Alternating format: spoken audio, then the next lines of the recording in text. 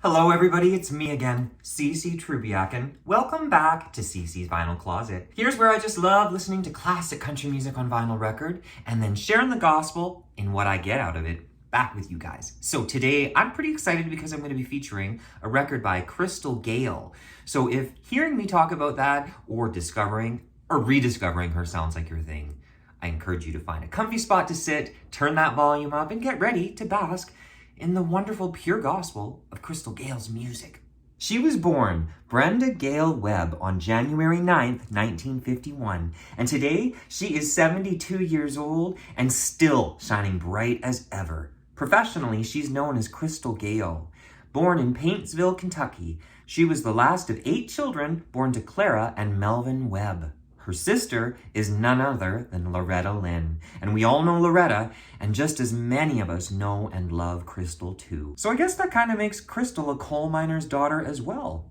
But from a young age, Crystal loved music, including songs by pop singer Leslie Gore, from what I read. Her family moved to Wabash and into the urban settings during her youth. And as such, Crystal was exposed to more diverse cultural groups and in turn, various different styles of music. In her teens, she sang in church and eventually got the experience to tour with Loretta, and by age 16 had already performed on the Grand Ole Opry stage in replacement of Loretta when she was ill. She sang Gordon Lightfoot's Ribbon of Darkness, and boy, I bet you that performance was cool. She signed her very first recording contract with Decca, and with advice from her sister Loretta, she changed her name from Brenda to Crystal, bright and shiny. And once she made these changes, the rest became her history as a new breed of country pop artist. Stats-wise, between 1975 to 2019, Crystal Gayle appears to have released 25-plus studio albums, and I will fully admit that while I now have a very nice collection sample of her vinyl, I didn't grow up listening to her. But you can bet your booty that I was always aware of her, and I do remember lip-syncing to the song, "Don't It Make My Brown Eyes Blue?" And to this day, I still find it memorable. I think when I was lip-syncing it as a little boy, I would wear a towel on my head for her hair. How many out there were like that? It's just high time that I familiarize myself with her own unique origin story. So this installment is intended to show me where she began and appreciate its purity. Today, I'm going to be focusing on Crystal's self-titled debut studio album, Crystal Gayle, released in 1975 on the United Artists label and produced by Alan Reynolds, and from what I now understand, Crystal's longtime producer. Crystal was 24 years old in 1975, and before commenting further on this record, it has to be established that by 1975, country music itself was going through its own phases and stages of development. The old traditional Nashville honky-tonk style of the 60s was broadening, developing, and subgenres like country rock and country pop were emerging in the wake of a new generation of country and pop artists. And listeners too, I suppose. Many would even describe this period of the mid-1970s as an identity crisis, with a string of purists shunning the idea of crossover success. Crystal Gayle's own career path began in this new era, and as the younger sister of Loretta, she represented the new and more contemporary, and I suppose more commercial artist like Olivia Newton-John. So this record is not a traditional country album. It exemplifies a new, smoother, more stylish feel, and this record certainly shows that country music could be as sophisticated and polished as pop. In total, Crystal Gayle, the album, contains 10 songs, all falling under themes of growing, loving, learning. There's a very easy feeling from start to finish. From the opening song, Wrong Road Home, a catchy song about coming to terms with making the wrong choices in love, all the way to the equally self-aware heartbreaker at the end of the album, This Is My Year for Mexico. This record has a warm, welcoming and toe tapper type of feel. Also, I should note, the personnel of musicians has no resemblance to most of the previous artists that I've covered here at CC's Vinyl Closet. Producer Alan Reynolds also shows up as a songwriter on several tracks and a musician too. There's something refreshing to my ears, I will say, and I appreciate it just as equally as any outlaw country song or country rock artist. A sweet and notable song comes on side one's When I Dream, written by Sandy Mason Thierrett. What I discovered is Crystal would go on to re-record this song again on her future 1978 album, When I Dream. In 1979, it would in fact make it to number 3 on the Hot Country Billboard charts. However, I don't believe it was released as a single on this 1975 album. Anyways, here is a sample CC style. Please check out Crystal's original version, for I'm truly enjoying it. I could have a mansion that is higher than the trees. I could have all the gifts I want and never ask please. I could fly to Paris, oh, it's at my beck and call.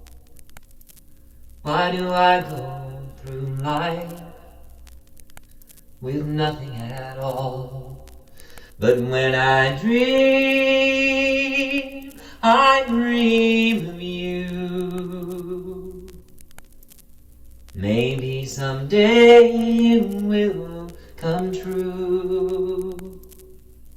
There's also something really fresh about Crystal's voice and her singing here. For instance, one of the highlight spots for me is a rendition she does of Dolly Parton's You, found on the end of side 1. General fans of Dolly might not be familiar with this song. I certainly am, and listening to anyone cover Dolly is always a treat. And Crystal sounds so fresh. It makes a Dolly song sound fresh too, in a way unlike the Nashville sound. You, my love, it's you that makes me always feel like singing. And every song I sing for you. You and only you can make the sun shine when it's raining. All my happiness I owe to you. Oh, you make me complete and I love you. Bringing it back to Crystal the artist, forget just being Loretta Lynn's sister. She sounds like her own person here. She could interpret Dolly and also somehow sound familiar to Olivia Newton-John, who was also forging country pop in 1975 alongside Crystal. I know they were friends, and Crystal even stood up for Olivia as well, so I have a soft spot for that kind of sisterhood. Crossover artists united. And why did they not duet or share in musical harmony on record? I fell in love with a song here called Beyond You. A bit of a heartbreaker song about that experience that one can have when they know it's over and it's time to move on. Her voice sounds sweet alongside the piano. Check out her version, please. Nobody holds me like you can. Lately you've been holding me back.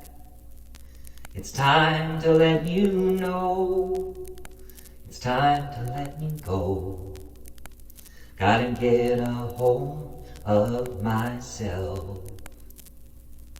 Reckon I need to see a few new places.